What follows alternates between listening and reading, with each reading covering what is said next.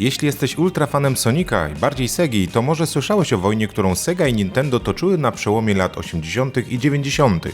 Oglądaj do końca i zobacz, co kilka dni temu wykombinowała Sega i pozwól, że najpierw przedstawię Ci krótką historię.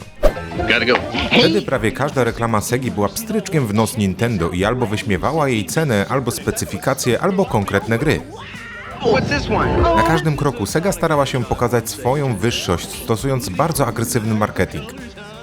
Dzisiaj firmy w myśl fair play raczej unikają bezpośrednich porównań i ataków, a raczej łączą siły, by stworzyć coś unikalnego. Na przykład Street Fighter X Tekken, Project X Zone, czy LEGO Dimensions, która była jednym wielkim kolabem kilkudziesięciu marek jak DC, Władca Pierścieni, Doctor Who, Simpsonowie, Portal, a nawet Sonic. Ale to temat na inny film, więc wróćmy do Segi i jej krucjaty na Nintendo. Kilka lat temu Sega wydała Sonic Mania Plus i z tej okazji nakręcono reklamę, która była stylizowana na reklamę sprzed 30 lat. Zachowano styl, sposób prezentacji i był to swoisty hołd dla reklamy z lat 90. I choć nie był to już bezpośredni atak na Nintendo, Finger Gun Z miał być przenośnią jakiejś kiepskiej gry, kiepskiej jak Nintendo. Tak na marginesie, możecie nawet zagrać w tą grę. Gość, który stworzył ją na potrzeby reklamy, finalnie wypuścił też wersję, w którą można zagrać, a link do tej gry znajdziecie w opisie.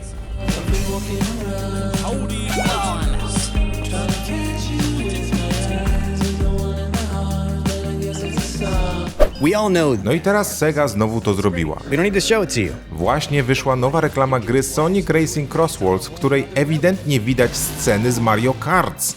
Patrzcie, jak wygląda zdepikselowany screen. Wygląda na to, że Sega znów zaczyna wojnę i to pełną parą.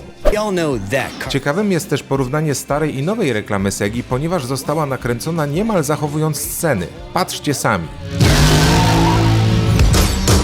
What if you could warp across different dimensions, fully customize and build out your machine, and compete head-to-head across different platforms?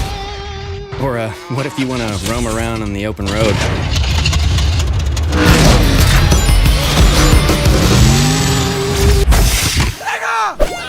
Mam nadzieję, że podobał się Wam ten odcinek i jeśli tak, dajcie łapkę w górę, subika, no i komentarz, czy chcecie więcej takich odcinków.